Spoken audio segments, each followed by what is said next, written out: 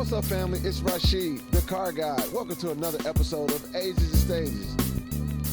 And tonight, I'm having a special men's panel. And we talk about things that motivate men from a men's perspective. I love marriage. I'm a better man married. I enjoy it. And I never thought that I would get to this point where I would love again because, like I mentioned, I took my divorce very hard. Right. But God puts people in your life that you don't expect and that is an angel to take you to the next level.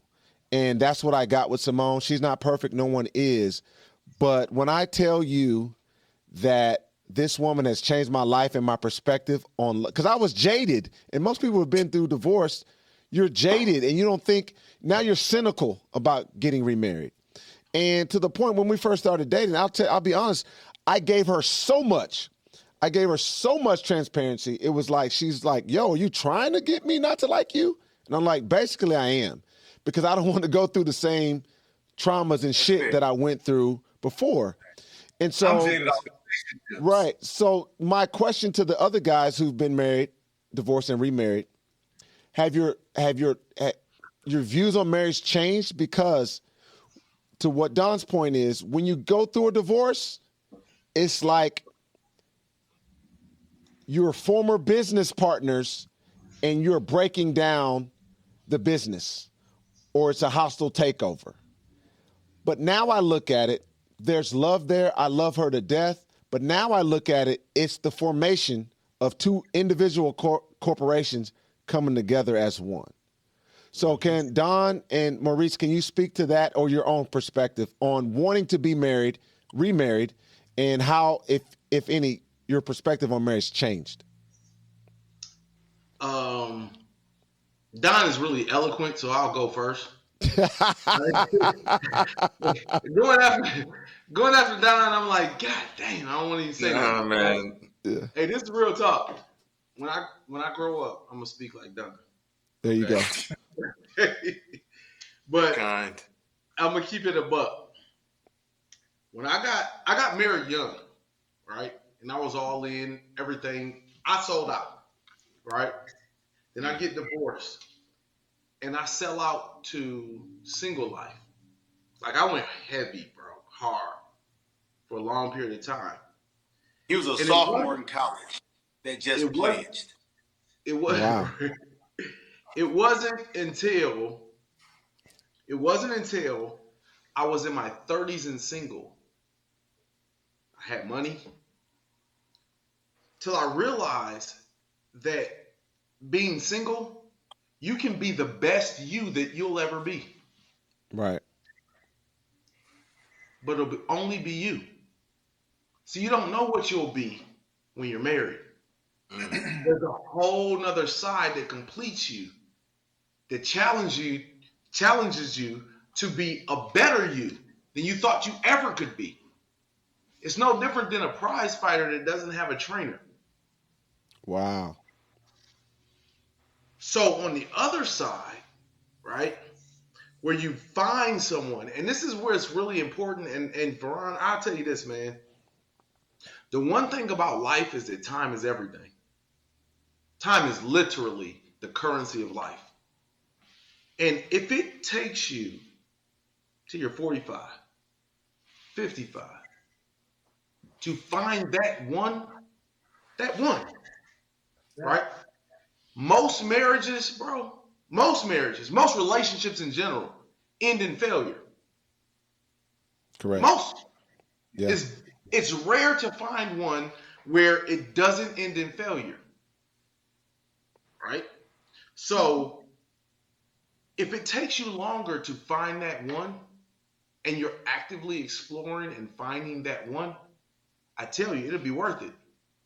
That's the one thing that I never have a regret. I never have a regret about yesterday because right now, I actually live a dream. I've always wanted to be where I'm at right now. Love it. Love it. And the wife that I have, I last year's was the hardest year of my life, bro, for real. Because the woman that I love is going through something that I literally have zero control over.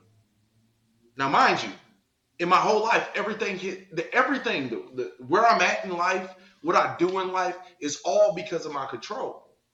So when I see something that's outside of my control, I look at it and I say, you know what? What can I do? The only thing I can do is be there. But the fact that I'm there means I'm even a better person than I could have been by myself. So to wrap it all up, I'll say you never know who you can be without knowing the fact that this person is actually adding to you and is worth every moment that you have. I love that, Rashid, man. what you were talking about earlier, I kind of wanted to add on as far as like what you're talking about, the adversity. You know, one of the and I'm speaking from relationship standpoint, not marriage. You all being married before. Mm-hmm. One of the big mistakes that I made in relationships when I was with the fire department is that I was taking what I was going through on the department.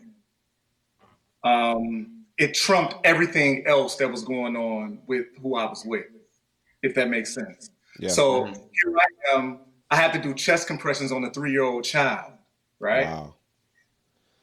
And then I come home, and then I get complaints about, well, something that I deem as minor. Because my whole thing is like, wait, you don't know the day that I had on the job. And here it is. I had to go through this.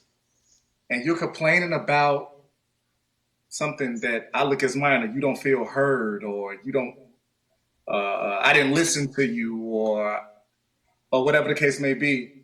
Through therapy is something where I had to learn that when we talk about levels, right?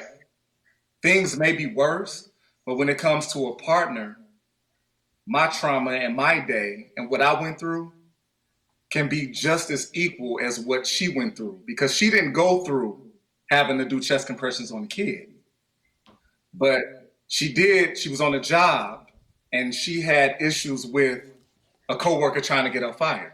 Yeah. Or something that I did that pissed her off. You see what I'm saying? I had to learn that, to really balance it out, that just because I went through something super traumatic, I can't put that off on them. That was my day. Yep. This was my fault. And you don't know what she went through was just as important to her. It's just different. Like, right. Exactly. Yeah. Exactly. So, and when you're in a partnership, when you're in a marriage, I can't speak on marriage, but when you're in a relationship, you really have to look at those things. And that goes back to what you said, Marsau, about thinking that what you go through or what you're doing is more dominant, or here we go. It's just everybody got gravity. Everybody got gravity. Yeah. And the idea that we're cars on the road, bro. Ain't no way in the world you're gonna look at a car in front of you and think that car is ahead. You don't know where it's going. It could be lost. It could be going the wrong way. You know what I'm saying? And so it's like that's not your business. You know what I'm saying? We know in life it's the problem that when we start comparing, that's when we lose everything. Right. All right? The only car on the road that's losing is the car on the road that's racing everybody. Yeah. Yep. So I want to hear Don's perspective, though. Yeah, I want to hear Don's perspective. Real talk, before Don goes, I was going to ask you this later, Maurice, but you brought it up. Everybody, for the most part, who doesn't know, but most people know that you and your wife went through, as you said, a very traumatic time over this past year with your wife having breast cancer, Kimmy, and it played out for the world to see. First of all, I commend you and Kimmy for your bravery, and we had dinner with the two of you, myself and Simone, the first night we got to Huntsville for homecoming. And Kimmy was going through her treatment at that time. This is before it was shown to the world. And she was there putting on a beautiful brave face. And I think she had chemo a couple days prior. And she was telling us how many days she can go with great energy, and some days she's in the house. Phenomenal, strong woman, and I commend you for being there for us. Give us an update of how Kimmy's doing and what's going on with her now and her prognosis. Well, she's finished chemo, right? She's finished chemo. She's went through surgery. We finished surgery. And through this whole battle, this is something, Vairrun, that I can tell you that I know now for a fact because I know it from experience, right?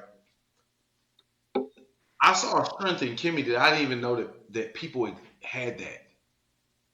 Like what Rashid said, like she's actively going through chemo. Chemo strips you of everything, bro. Yeah.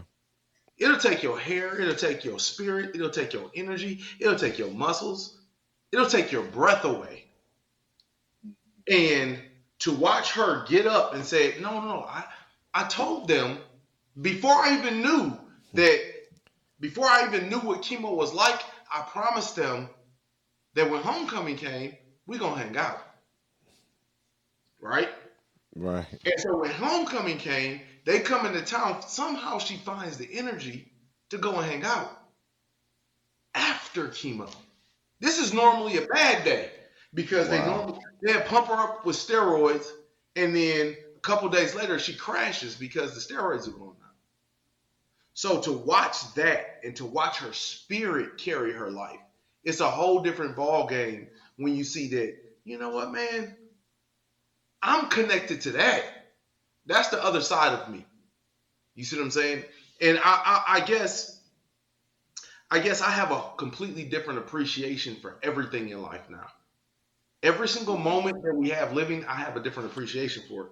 Because when I wake up and I have my health and I have my mind, you know how back in the day when we go to church and they're like, Yeah, the old I folk. always thank God and, giving praise to God for my health and my mind and my spirit. Woke up this morning, clothed and in my right mind. Clothed and in my right mind. What? I'm clothed and in my right mind. That's a real thing. It means something different. Yeah. It means something different now because I get it. So the fact to see that she's this strong, Rashid, and and you got a chance to see it firsthand. Yeah. Right? Because at the end of the day, after all of that energy, because then now the energy dumps when we leave, right? And then she goes back to battling cancer. Yeah. And chemo and everything else. The last thing I'll say to that is I saw a different level of mental strength. Like what you talked about today about mental health, everything is mental. Yeah. Like it all is mental. Everything that we look at, everything that we experience, if it don't start upstairs, bro, and we're not good upstairs, nothing's good. You have people that are in prison that can make prison a palace. You have people that are in the palace that can make a palace a prison. Ooh. Bars. And I'm just saying, man, that, like, you've done the work. You've done the work. Yeah. We need to make sure that whenever we need to do the work, man, let's go do the work. Yeah. Maurice, the first time I met your wife was at Janelle's funeral when you all came down. Mm-hmm. That was the first time I met her in person, man. And just to know that y'all was going through that, you know what I'm saying? And just the way y'all handled it, man. Look, my heart goes out to y'all's strength and everything that you all are going through. Right. You know? Appreciate They it, were bro. going through that time. Yeah, man, that's crazy. So Don, how you follow that? Yeah, no, I don't, man. I really just found out about that from not even from the show, but from Bossip, like over the last couple of months, man. Wow. And you famous, your bro. Do you ever think, wait, you on Bossip, bro? We was undergrad at A&M, now brothers on Bossip. Go ahead. Right, look at that. It goes everywhere. I'm not on there. I'm good with that. It's Not yet. No, but it's just advertising. No, but I just, man, I have the utmost respect for where you're at. I also have tremendous respect for you treating her son like your own. And I saw him at homecoming walking around. He was clearly in management of the club. First of all, let me back up. For y'all who don't know and haven't been, black is a real thing. Like black is not like, it's like a chicken shack. No, black is the shit. It's fly. It's black owned. Y'all show me mad love and hospitality. I've been twice now, non-homecomings, And black is legitimately the shit. It is one of the best black-owned spots in the country, and I happen to believe the best of ours is the best of all. So it is one of the dope lounge spots in the country, man. So Bars. full salute. Thank you. Yeah, I got man. What's that? I tried to hate on it myself because the owner. Like I wanted to hate. I wanted to be like, man, these Q ass niggas ain't this. Right. But no, black is definitely a vibe, man. But the towel was missing, and I made sure I took a picture and sent it to him. Yeah. Yes. Clean this shit up, but black is such a vibe, especially for homecoming. No, but I was only bringing that up to say that I've seen the young man there, and you guys are teaching him that industry, and I just, man, full respect, because I've never come into a situation where I married a woman with kids, older, younger, or whatever, but I can see the value that y'all have added to that young man's life, man, and it's really remarkable. I mean, that's like some man shit right there, man. So full respect.